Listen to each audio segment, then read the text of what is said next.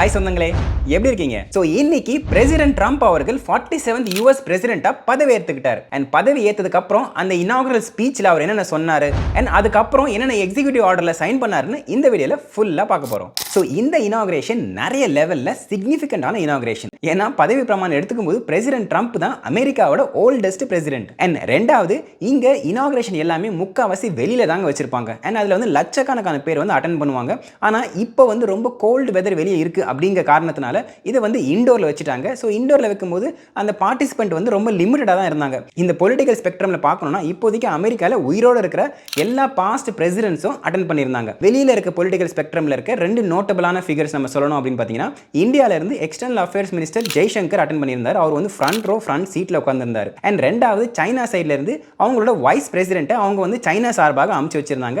So இந்த ரெண்டு பேரும் வெளி பொலிட்டிக்கல் சர்க்கிளில் இருக்கிற ஒரு நோட்டபிளான ஃபிகர்ஸ். இதுவே டெக் செக்டார்ல பார்த்தீங்கன்னா இருக்கிற எல்லா பெரிய கம்பெனி சிஇஓஸும் அட்டென்ட் பண்ணியிருந்தாங்க. Elon Musk, Jeff Bezos, mark Zuckerberg, Sundar Pichai, apple CEO dim cook, அப்புறம் சாம் ஆல்ட்மேன், அதாவது இந்த சாட் ஜிபிடி ஓப்பன் ஏஐ இருக்கு இல்லையா, அந்த கம்பெனியோட சிஇஓ, டிக்டாக் சிஇஓ, இவங்க எல்லாருமே அட்டென்ட் பண்ணியிருந்தாங்க. அண்ட் இந்த இனாகுரேஷனில் பார்த்தீங்கன்னா ட்ரம்ப்போட டோன் வந்து கொஞ்சம் வேற மாதிரி இருந்துச்சு. ஒரு சின்ன கம்பேரிசனுக்கு 2017 அவர் வந்து பதவி பிரமாணம் எடுத்துக்கும் போது யூஸ் பண்ண அந்த வேர்ட்ஸும் இந்த வாட்டி பதவி பிரமாணம் எடுத்துக்கும் போது யூஸ் பண்ண வேர்ட்ஸில் ஐன்ற வேர்டு வந்து ரொம்பவே சிக்னிஃபிகண்டான டைம்ஸ் வந்து யூஸ் பண்ணியிருக்காரு அப்படிங்கிற மாதிரி அவரோட பேச்சு இருந்துச்சு. ஃபைனலாக அவர் முடிக்கும் போது நிறைய டாபிக்ஸை கவர் பண்ணாரு. ஆனாலும் அவரோட சிங்கிள் லைனில் சொல்லணும் அப்படின்னா, அமெரிக்காஸ் டிக்ளைன் இஸ் ஓவர் அப்படிங்கிற மாதிரி ஒரு டேக் லைனில் முடிச்சுட்டு இதுக்கப்புறம் வந்து ஃபியூச்சரிஸ்டிக்காக அமெரிக்கா வந்து நான் முன்னெடுத்து கொண்டு போகிறேன் அப்படிங்கிற மாதிரி அவரோட டோன் இருந்துச்சு. அவரோட ஸ்பீச்லேருந்து நான் அப்சர்வ் பண்ண 4 விஷயங்களை டிஸ்கஸ் பண்ண போகிறோம். நம்பர் 1, வந்த உடனே நேஷனல் எமர்ஜென்சி டிக்ளேர் பண்ணுறாரு. ஸ்பெசிஃபிக்காக national emergency at southern border. நார்மலாக பிரசிடென்சி இருக்கிற பவரை விட இந்த மாதிரி எமர்ஜென்சியில் பிரசிடென்சிக்கு கொஞ்சம் எக்ஸ்ட்ரா பவர் கிடைக்கும். இந்த எக்ஸ்ட்ரா பவர் வச்சு என்ன பண்ண முடியும்னு பார்த்தீங்கன்னா, ஒரு சில விஷயங்களை ஃபாஸ்ட்டாக பண்ண முடியும். இப்போது ஏற்கனவே மிலிட்ரிக்கு வந்து ஒரு பட்ஜெட் வந்து அலோகேட் ஆகிருக்கும். இங்கே வந்து ஸ்பெசிஃபிக்காக அவங்க என்ன அச்சீவ் பண்ண ட்ரை பண்ணுறாங்கன்னு பார்த்தீங்கன்னா, பார்டர் வால் கட்டுறது கொஞ்சம் காசு செலவாகும் இல்லையா. மிலிட்ரியில் அலோகேட் ஆகிருக்கிற இந்த ஃபண்ட்ஸை ஈஸியாக வந்து பார்டர் வாலை கட்டுறதுக்கு குவிக்காக வந்து மூவ் பண்ண முடியும்.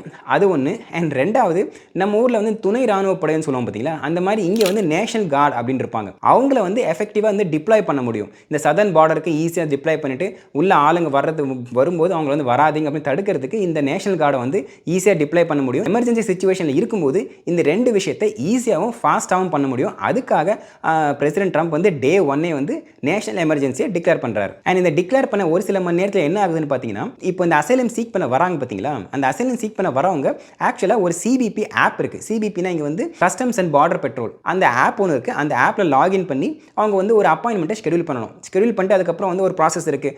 நீங்கள் ஏன் வந்து அசைலம் சீக் பண்ணுறீங்கலாம் கேட்பாங்க. அவங்க வந்து இல்லை எங்கள் ஊரில் வாழறதுக்கு வழி இல்லை அப்படி இப்படின்னு நிறைய வந்து ப்ரொசீஜர்லாம் இருக்குன்னு வச்சுக்கோங்களேன். ஃபஸ்ட்டு வந்து அப்பாயின்மெண்ட் ஷெடியூல் பண்ணணும். அந்த அப்பாயின்மெண்ட் ஷெடியூல் பண்ணுறது அந்த ஆப் மூலியமாக தான் பண்ண முடியும். இவங்க என்ன பண்ணிட்டாங்க, அந்த ஆப்பே வந்து ஷட் டவுன் பண்ணிட்டாங்க. ஸோ இந்த ஆப்பை ஷட் டவுன் பண்ணுறது மூலிமா அசைலம் சீக் பண்ண வரவங்க யூஎஸ்க்குள்ளே வராமல் அவங்க வந்து மெக்சிகோலே இருக்கிற மாதிரி ஒரு சிச்சுவேஷன் இருக்குது. அண்ட் அதுக்காக தான் அந்த ஆப்பை வந்து ஷட் டவுன் பண்ணிட்டு இந்த எல்லா ப்ரொசீஜரும் பண்ணியிருக்காங்க. அண்ட் ரெண்டாவது இன்னொரு எமர்ஜென்சி. இது எதுக்குன்னு பார்த்தீங்கன்னா, நேஷனல் எனர்ஜி எமர்ஜென்சி டிக்ளேர் பண்ணியிருக்காரு. அமெரிக்காவில் வந்து நிறைய எண்ணெய் வளங்கள் இருக்குது. அந்த எண்ணெய் வளங்களை எடுக்கிறதுக்கு ட்ரில் பண்ணி எடுக்கிறதுக்கு வசதியாக இருக்கும்.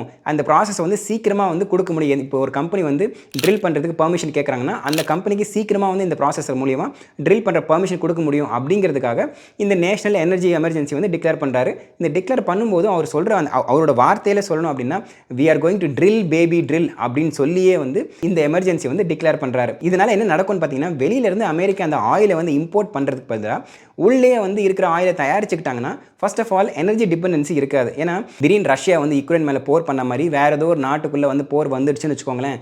போன வாட்டி இந்த பைடன் அட்மினிஸ்ட்ரேஷனில் இந்த மாதிரி வந்து ரஷ்யா ஃபர்ஸ்ட் வாட்டி யுக்ரைன் மேலே போர் தொடுக்கும்போது முதல்ல அஃபெக்ட் ஆனது பார்த்தீங்கன்னா இந்த ஆயில் ப்ரைஸஸ் தான். ஆயில் ப்ரைஸ் அஃபெக்ட் ஆகும்போது என்ன ஆச்சுன்னா, பெட்ரோலியம், கேஸ்லைன் இதெல்லாம் வந்து ப்ரைஸ் இன்க்ரீஸ் ஆயிடுச்சு. இங்கே வந்து ஒரு பெரிய பிரச்சனையாகவே போயிடுச்சு. வண்டிக்கு பெட்ரோல் போடுறது, கேஸ் போடுறது இதெல்லாம் வந்து பயங்கர அதிகமாகிடுச்சு. எனர்ஜிக்காக அமெரிக்கா வந்து வெளியே இருக்க நாட்டில் வந்து டிபெண்ட் பண்ணி இருக்கும்போது இந்த மாதிரி பிரச்சனைகள்லாம் வரதுக்கு வாய்ப்பு நிறையவே இருக்குது. இதுவே உள்ளூர்லேயே இருந்துச்சுன்னா வெளியே என்ன நடந்தாலும் அது பிரச்சனை இல்லை பாஸ், நமக்குள்ளேயே நம்ம எல்லாம் இருக்கு, நாமளே பார்த்துக்கலாம் அப்படிங்கிற மாதிரி வந்துடும். அதுக்காக இந்த ஒரு எமர்ஜென்சியை டிக்ளேர் பண்ணுறாங்க.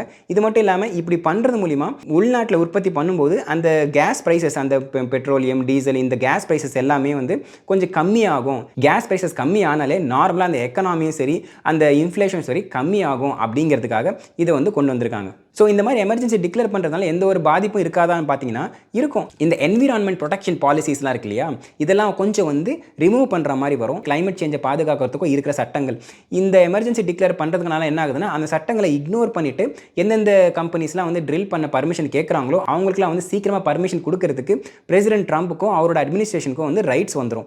பிரசிடென்ட் ட்ரம்ப்போட ஸ்டான்ஸ் இங்கே எப்படி இருக்குன்னு பார்த்தீங்கன்னா, நமக்குள்ளேயே வந்து எண்ணெய் வளங்கள் நிறைய இருக்குது, அது வந்து லிக்விட் கோல்டு, அதை யூஸ் பண்ணாமல் நாம் எதுக்கு வந்து வெளியிலேருந்து வாங்கணும் அப்படிங்கிற மாதிரி அவரோட ஸ்டான்ஸ் இருக்குது. ஸோ இது மூலிமா எக்கனாமி எப்படி வந்து ரியாக்ட் பண்ணுது அப்படின்ட்டு கொஞ்சம் வரப்போகிற காலத்தில் பொறுத்து இருந்தால் பார்க்குற மாதிரி இருக்கும். அடுத்தது டாரிஃப். ட்ரம்ப் எலெக்ட் ஆன ஃபர்ஸ்ட் நாள்ல இருந்தே அவர் என்ன சொல்லிட்டு இருந்தாருன்னு பார்த்தீங்கன்னா, கனடா மேலேயும் அண்ட் மெக்சிகோ மேலேயும் அண்ட் சைனா மேலேயும் ஒரு சில பர்சன்டேஜ் ஆஃப் டாரிஃப்ஸை நான் போடுவேன், அதாவது டாக்ஸஸை போடுவேன். அந்த கண்ட்ரிலேருந்து ஏதாவது இம்போர்ட் பண்ணால் அதுக்கு வந்து பர்டிகுலர் அமௌண்ட் வந்து டாக்ஸாக போடுவேன் அப்படிங்கிற மாதிரி முதல்ல இருந்தே சொல்லிட்டு இருந்தார், மேடைக்கு மேடை சொல்லிட்டு இருந்தார். அண்ட் எல்லாருமே வந்து டே 1 அந்த எக்ஸிக்யூட்டிவ் ஆர்டர் சைன் பண்ணுவார் அப்படின்னு எக்ஸ்பெக்ட் பண்ணிக்கிட்டு இருந்தோம். ஆனால் அவரோட ஸ்டான்ஸ் வந்து மாறிடுச்சு. டே 1 அந்த எக்ஸிக்யூட்டிவ் ஆர்டரை அவர் வந்து சைன் பண்ணலை. இப்போது இருக்க நியூஸ் என்னவா இருக்குது அப்படின்னு பார்த்தீங்கன்னா, அது வந்து February 1 போட போகிறோம் அப்படிங்கிற மாதிரி நியூஸ் வந்துகிட்டு இருக்கு.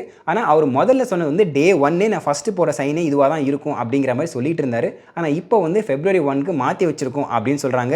நடுவில் யார் வந்து என்ன சொல்லி அவங்க வந்து புரிய வச்சாங்களா, இல்லை ஏதாவது டைம் கொடுக்குறாங்களான்னு தெரியல.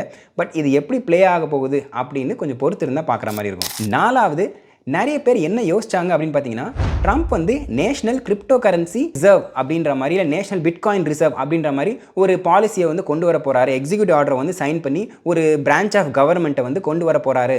அது வந்து பிட்காயினை ஹோல்டு பண்ணுற மாதிரி, இல்லை கிரிப்டோ கரன்சியை சப்போர்ட் பண்ணுற மாதிரி சில ரூல்ஸ் அண்ட் ரெகுலேஷன்ஸ் கொண்டு வர போகிறாரு. அது வந்து டே 1 வந்து சைன் பண்ண போகிறாருன்னு நிறைய வந்து நியூஸ் வந்துகிட்டு இருந்துச்சு. அவரும் வந்து சில மேடைகளில் வந்து சொல்லிட்டு இருந்தார், இந்த மாதிரி வந்து நாம பண்ணலன்னா சைனா வந்து முந்திப்பாங்க, சைனாவை வந்து முந்த விடக்கூடாது, கிரிப்டோ கரன்சி தான் இதுக்கப்புறம் வந்து நெக்ஸ்ட் பிக் திங், யூஎஸ் வந்து ஏதாவது பண்ணி அதை நம்ம தக்க வச்சுக்கணும் அப்படிங்கிற மாதிரி பேசிட்டு இருந்தாரு.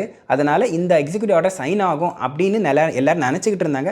பட் அவர் இனாகிரேஷன் ஸ்பீச்லேயோ சரி, இல்லை அதுக்கப்புறம் வந்து எக்ஸிக்யூட்டிவ் ஆர்டர் நான் இப்போ இந்த ரெக்கார்ட் பண்ணுற இந்த நேரம் வரைக்கும் அந்த எக்ஸிக்யூட்டிவ் ஆர்டர்லேயும் சரி, கிரிப்டோ கரன்சியை பற்றி இல்லை அதை கொண்டு வர போகிற எந்த மெத்தடை பற்றியோ எந்த ஒரு நோட்டபிள் டாக்ஸும் வந்து அவரோட ஸ்பீச்சில் இல்லை. இதுவே வந்து ஒரு நோட்டபிளான ஒரு விஷயம். என்ன ஆயிடுச்சுன்னு பார்த்தீங்கன்னா, அவர் பதவி பிரமாணம் பண்ணுறதுக்கு 2 நாளைக்கு முன்னாடி ட்ரம்ப் மீம் காயின் அப்படின்னு சொல்லிட்டு ஒன்று ரிலீஸ் பண்ணுறாரு. அவர் மட்டும் இல்லை, அவரோட ஒய்ஃப் மலானியா ட்ரம்ப் இருக்காங்க இல்லையா, அவங்களும் என்ன பண்ணுறாங்கன்னா, ஃபர்ஸ்ட் டே வந்து ட்ரம்ப் ரிலீஸ் பண்ணுறாரு. அதுக்கு அடுத்த நாள் வந்து மலானியா ட்ரம்ப் வந்து அவங்க வந்து ஒரு மீம் காயின் வந்து ரிலீஸ் பண்ணுறாங்க. இது வந்து கிரிப்டோ கரன்சி இருக்க அந்த மக்கள் மத்தியில் வந்து திடீர்னு ஒரு ஷாக்கிங்கான ஒரு விஷயமா வந்துடுச்சு. ஏன்னா இந்த மாதிரி வரப்போகுது அப்படின்னு சொல்லிட்டு யாருமே எதிர்பார்க்கல. ஏற்கனவே நிறைய மீம் காயின்ஸ், பிட்காயின் இது எல்லாமே இருக்குது சர்க்குலேஷனில். இது கூட வந்து அஃபிஷியல் ட்ரம்ப் மீம் காயின் அப்படின்னு சொல்லிட்டு அவர் வந்து ரிலீஸ் பண்ணுறாரு. அது ரிலீஸ் பண்ண ஒரு 24 hour பீரியட்லேயே வந்து பில்லியன்ஸ் ஆஃப் டாலர்ஸ் போயிடுச்சு அதோட வேல்யூவேஷன். ஒரு $1 $2 ஆரம்பிச்ச அந்த ஸ்டாக்கு திடீர்னு $70 வரைக்கும் போயிட்டு அதுக்கப்புறம் கொஞ்சம் அப்படியே இறங்கியிருக்கு. பட் இருந்தாலும் இந்த 24 hour பீரியடில் இவ்வளோ ஃபாஸ்ட்டாக வேல்யூவேஷன் ஆனது வந்து ஒரு சிக்னிஃபிகண்ட்டான ஒரு மூவ். அண்ட் இது மூலமா என்ன சிக்னல் பண்ண வராங்க அப்படின்னு பார்த்தீங்கன்னா, ட்ரம்ப் வந்து முதல்ல கொஞ்சம் வருஷத்துக்கு முன்னாடிலாம் வந்து பிட்காயினையோ இல்லை கிரிப்டோ கரன்சியோ வந்து இட்ஸ் அ ஸ்கேம் அப்படின்ற மாதிரி அவரோட வார்த்தையிலேயே வந்து it's a scam, it is from a thin air, இதுக்கு பின்னாடி எந்த ஒரு வேல்யூவும் இல்லை அப்படிங்கிற மாதிரி அந்த ஸ்டேட்மெண்ட் தான் அவர் கொடுத்துக்கிட்டு இருந்தார். ஆனால் இப்போ வந்து அவரோட டோன் வந்து டிராஸ்டிக்காக சேஞ்ச் ஆகிடுச்சு. இதில் எப்படி இருக்குது அப்படின்னு பார்த்தீங்கன்னா, இதுக்கப்புறம் வந்து அமெரிக்கா வந்து கிரிப்டோ கரன்சியோட ஒரு கிங்காக இருக்கும் அப்படிங்கிற அளவுக்கு அவரோட ஸ்டான்ஸ் வந்து இப்போ வந்து மாற்றிக்கிட்டாரு. அதனால் இது எப்படி ப்ளே ஆக போகுது நம்ம பொறுத்திருந்து தான் பார்க்கணும். ஸோ இதுக்குள்ளே சில நோட்டபிளான விஷயங்கள் இங்கே வந்து மென்ஷன் பண்ணணும் அப்படின்னு பார்த்தீங்கன்னா, நேற்று சண்டே வரைக்கும் டிக்டாக் வந்து பேன் அப்படின்ற ஒரு சிச்சுவேஷன் தான் இருந்துச்சு. ஃபைனலாக அவங்க வந்து லிட்டிகேஷன் ப்ராசஸில் சுப்ரீம் கோர்ட் வரைக்கும் போயிட்டு சுப்ரீம் கோர்ட்டை வந்து ரிஜெக்ட் பண்ணதுனால வேறு லீகல் ஆப்ஷன்ஸே இல்லாமல் டிக்டாக் வந்து பேன் ஆகிற மாதிரி சிச்சுவேஷன் இருந்துச்சு. அண்ட் ஒரு சில பேருக்கு வந்து டிக்டாக் பேனும் ஆயிடுச்சு. ஆனால் லாஸ்ட் மினிட்ல பிரசிடென்ட் ட்ரம்ப் என்ன பண்ணிட்டாருன்னா, இந்த டிக்டாக் பேன் வந்து ஒரு 75 டேஸ்க்கு தள்ளி வைக்கிறேன் அப்படின்னு சொல்லிட்டு ஒரு எக்ஸிக்யூட்டிவ் ஆர்டர் வந்து பாஸ் பண்ணிட்டாரு. அந்த 75 டேஸில் ஏதாவது வந்து சுமூகமாக ஒரு பேச்சு முடிவு பண்ணி வரலாம் அப்படிங்கிற மாதிரி அவரோட ஸ்டான்ஸ் இருக்குது. எப்படின்னா, இங்கே வந்து டேட்டா ப்ரைவசி கன்சர்ன் தான். நம்ம இந்தியா வந்து கொஞ்சம் வருஷத்துக்கு முன்னாடி டிக்டாக் பேன் பண்ணாங்க இல்லையா, அதே மாதிரி கன்சர்ன் தான் இங்கேயும். பட் ஆனால் இப்போ ட்ரம்போட ஸ்டான்ஸ் இங்கே எப்படி இருக்குன்னு பார்த்தீங்கன்னா, கொஞ்சம் நேரத்துக்கு முன்னாடி அவர் ரிலீஸ் பண்ண ஒரு ஸ்டேட்மெண்ட்டில் அட்லீஸ்ட் அந்த கம்பெனியில் ஒரு 50% ஆஃப் த ஷேர்ஸ், அந்த ஸ்டேக் வந்து அமெரிக்கன் கம்பெனி இருந்துச்சுன்னா அந்த ஏதாவது ஒரு பெரிய முடிவு எடுக்கும்போது அந்த அமெரிக்கன் கம்பெனியோட வாய்ஸும் வந்து இருக்கும். அது இல்லாமல் எல்லா பவரையும் வந்து மற்ற கம்பெனிக்கு, அதாவது சைனா கம்பெனி கொடுக்க முடியாது அப்படின்ற மாதிரி அவரோட ஸ்டான்ஸ் இருக்குது. ஸோ இது வந்து ஒரு வெல்கமிங் ஆஃபராக வந்து அந்த கம்பெனி பார்க்குறதுக்கு வாய்ப்பு இருக்குது. ஓகே, பரவாயில்ல, 50% ஸ்டேக் தானே கேட்குறாங்க, நான் ஒரு யூஎஸ் வந்து ஒரு பெரிய கண்ட்ரி, அதில் இருக்க மக்கள்லாம் பயங்கரமாக யூஸ் பண்ணுறாங்க, ஸோ இது நமக்கு நன்மை அப்படிங்கிற மாதிரி வந்து ஏதாவது அந்த கம்பெனி முடிவு பண்ணி ஒரு 50% ஆஃப் ஸ்டேக் வந்து அமெரிக்கன் கம்பெனிக்கு நாங்கள் விற்கிறோம் அப்படிங்கிற மாதிரி சொல்லிட்டாங்கன்னா, ஸோ டிக்டாக் வந்து பேன் ஆகாமல் யூஎஸில் வந்து முன்ன மாதிரியே வந்து பார்க்க முடியும். அண்ட் அடுத்தபடியாக நோட்டபிளான ஒரு விஷயம் என்னென்னு பார்த்தீங்கன்னா, முதல்ல சொன்ன மாதிரி பர்த் ரைட் சிட்டிசன்ஷிப்பை வந்து எண்ட் பண்ணுற மாதிரி ஒரு எக்ஸிக்யூட்டிவ் ஆர்டரை சைன் பண்ணியிருக்காரு. அந்த பர்த் ரைட் சிட்டிசன்ஷிப்போட அந்த டெஃபினிஷனை சேஞ்ச் பண்ணுற மாதிரி சைன் பண்ணியிருக்காரு. யாராவது ஒரு இல்லீகல் இமிகிரண்ட் இங்கே வந்து குழந்தை பெற்றுக்கிட்டாலோ, இல்லை இங்கே லாஃபுல்லாக அதாவது லீகலாக இங்கே இருக்கிறவங்க ஆர் டெம்பரரியாக இருக்கிறவங்க, அதாவது சில பேர் வந்து லீகலாக இருப்பாங்க பட் டெம்பரரியாக இருப்பாங்க, அதாவது ஸ்டூடெண்ட் வீசாவில் படிக்க வந்தவங்க, ஒர்க் வீசாவில் ஒர்க் பண்ண வந்தவங்க, இவங்கெல்லாம் வந்து இங்கே லீகலாக இருக்கிறவங்க தான் பட் ஆனால் டெம்பரரியாக வந்தவங்க. அந்த மாதிரி இருக்கிறவங்களுக்கு ஒரு குழந்தை பிறந்துச்சுன்னா அந்த குழந்தைக்கு வந்து பர்த் ரைட் சிட்டிசன்ஷிப் கொடுக்க முடியாது அப்படிங்கிற மாதிரி ஒரு எக்ஸிக்யூட்டிவ் ஆர்டர் சைன் பண்ணியிருக்காரு. அண்ட் இது வந்து கன்ஃபார்மாக லிட்டிகேஷன் ப்ராசஸில் பெருசாக போக தான் போகுது. இப்போதைக்கு இது எப்படி ப்ளே ஆகுதுன்னு நம்ம பொறுத்திருந்தால் பார்க்குற மாதிரி இருக்கும். ஸோ அவ்வளோதாங்க.